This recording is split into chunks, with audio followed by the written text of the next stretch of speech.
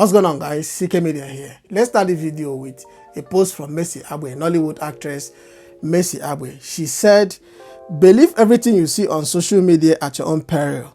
Trust me, you are doing far better than a lot of people on this social media street. Don't let anyone's packaging fool you. Don't let anyone's packaging fool you." That is from Mercy Abwe. So Chacha Eke's marriage has allegedly crashed. You know, there are lots of updates, there are lots of posts, videos on social media talking about Chacha Eke. What we see on social media is not reality. Chacha Eke is somebody that most people use as a reference in terms of celebrity marriages in Nigeria. And recently, Nollywood actor Pet Edochie talked about her marriage. He mentioned Chioma Chukwuka Ota. He also mentioned Mercy Johnson before Chacha Eke Faani. So we use these people as references in terms of marriages that have withstood the test of time in Nollywood and entertainment industry in general in Nigeria. But to our disappointment, to our dismay, this marriage crashed. The lady made few second videos talking about it. She has, she's done with the wedding. She's done with the wedding. She's going with her life. So guys, social media has destroyed lots of homes. Social media has destroyed lots of marriages.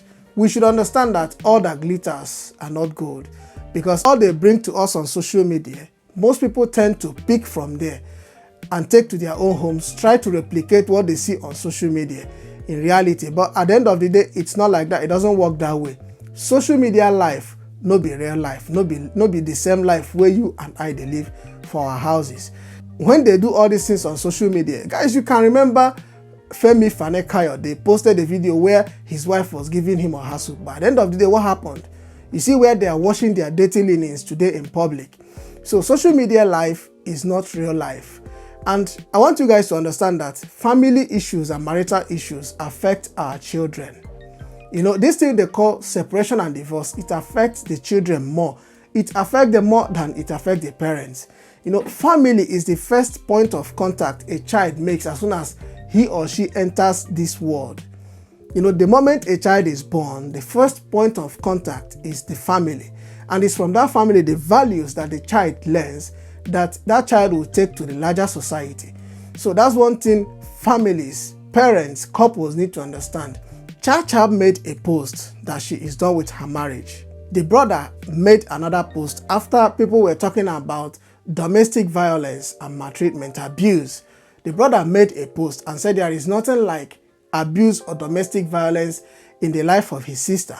First, let's watch the video that Chacha posted, or whoever posted that video, saying that Chacha has been diagnosed with bipolar disorder.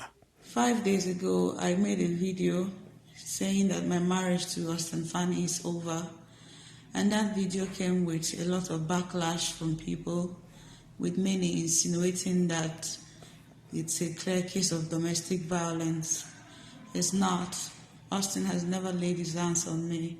He has never even raised his voice at me. And God in heaven knows that's the truth. I am here at First Delta American Hospital, Asaba, receiving treatment. Several psychiatrists have come to assess me mentally, and I have been diagnosed of bipolar disorder. Bipolar is real. Here in Africa, we tend to not know about it due to ignorance or overlook it. I cannot tell you all how I've been feeling with these tiny videos that I've been making, but I will, however, show you in motion pictures soon. Okay, let me read what the brother posted. The brother said, "I don't like drama. I don't like fight on social media. I prefer to be low-key on social media, but I won't ignore this because it's all shade of wrong and evil. Firstly, Chacha has not used a phone for the past 5 days and she did not post that video. Secondly, she does not have bipolar disorder. Thirdly, I don't know how that video was made. Why did he post such an information without her consent? Because she is not aware that he posted that video. I wonder why he is in a haste to clear his name at her expense, someone you claim to love. Next time, use your IG account if you desperately want to clear your name. Meanwhile, for every smart moves, I'm here to counter it. Slow your roll. Let sleeping dog lie." That I said it's not a case of domestic violence does not mean you are innocent. The world knows there is a cover-up here. be careful, man. So this is the post from Chacha Eke's brother, Ike Eke, saying that for the fact that he posted before that there is no case of domestic violence, but the world knows that the man is not innocent, that there is a cover-up in this case. We don't know what is going on in their homes, but what I'm saying is this. The world at large, the society shouldn't, base their own lives on what they see on social media, because all these social media marriages, guys, you remember how it started with Untold. At the end of the day, what happened? And this is not the first, this is not the second, this will not be the last Nollywood marriage that we're hearing these stories about. So what I want to say here is this. Our family determines how our children perform in the larger society. The way we handle our lives, what we do in our homes, determine the formation of the lives of our children, what they will pick from our homes to this larger society. Another thing is this, African men, we have this mentality, especially if you are the one that brought the woman up. You have this mentality that I made you who you are. Without me, you are nobody. Without me, you wouldn't have been where you are today. No man is God. If you know that this is your wife, or maybe you did that because you want that woman to be your wife, eventually you got married to that woman. My brother, you did that for yourself because both of you have become one. You did not bring her up. Rather, you are a vessel that God used to bring that person to that level that God has designated for the person. So that mentality that I made you, without me, you are nobody, needs to stop. We have to take that away. All right? Women are not slaves. Our wives are not our slaves. So women, on the other hand, you are the home builders, but you can sting, and it hurts a lot. A woman cannot even be fighting a man, but you'll be dealing with that man emotionally. It hurts more than when you abuse a man verbally. All right? The kind of words you use for your husbands determine the kind of life your husband will live. Let me tell you guys something. The man is the head of the family actually, but women, you guys are the neck of the family, because without the neck, this head will not function perfectly. So what I'm saying is that women, you guys can give trouble. You guys can bring peace in a man's life. Just take it easy. Calm down, women. Calm down so that your husband's life will be long. That is what I'm trying to say. The kind of words you use for your husband, how you treat your husband. If you're the nagging type, stop nagging. So that is just how it is. This is what people are not saying, because we're talking about our society. We want everywhere to be good tomorrow. We want to have a better society. It starts from our homes. It starts from the kitchen. It starts from every family and every marriage. So let's go to the next topic, which is Micheal and Angela of 90 Days Fiance. There are two most used words in Nigeria at the moment, and those words are restructuring and reformation. If it is not to restructure Nigeria, it is to reform Nigerian police or reform SARS. So I want the Nigerian youths to apply these two words into their own lives. I want them to apply reformation and restructuring in our lives, because this is getting too much. It is becoming too embarrassing.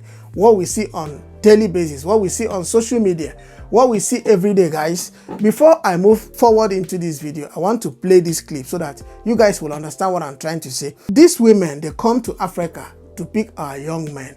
These are women that in their places, their men don't speak to them again. They don't. Look at what this woman said. I want you to listen to it. I'm an American. I can do whatever I want. Good and fine. Why didn't you find a husband in America? Why did you come to Nigeria to pick Micheal? If you cannot respect Micheal as your husband, if you cannot be submissive to your husband, why did you come to Africa? Why couldn't this woman pick a man in America so that both of them would be fighting and nagging and hitting themselves on daily basis? You just want to come and pick a toy, a boy that you will use as a toy to satisfy your sexual urge. Okay, so what I'm saying is this. The two words that we use commonly now in Nigeria is restructuring and reformation. So I want Nigerian youth to restructure and reform their minds. I want us to develop this mentality that I will succeed, I can do it. I want us to believe in ourselves that we can do whatever and become whatever we want to be in life, so long as you put in the work. The country is hard, yes. I know that Nigeria is hard, but it's becoming embarrassing to our young men, for visa and just to travel abroad. A 20 years old man, 25 years old man will be getting married to a woman in her 60s, 70s.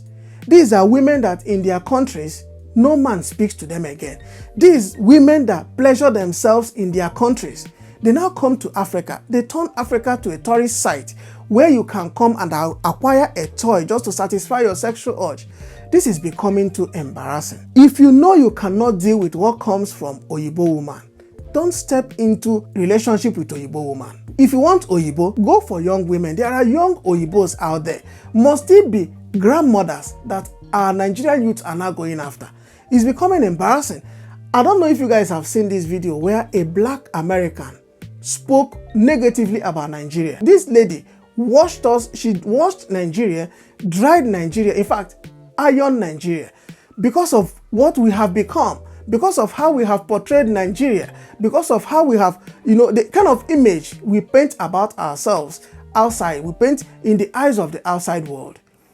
How can a young man be going for grannies just because you want to travel abroad?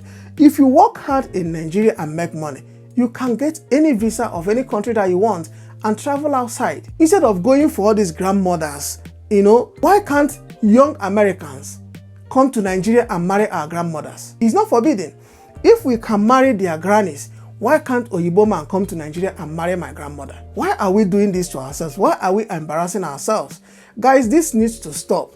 You want a child and you got married to a woman in her 60s. Come on, man. Like this video, subscribe to our channel if you have not. Don't forget to turn on the bell notification. Share our videos with your friends and family. I will see you guys in my next upload. Peace.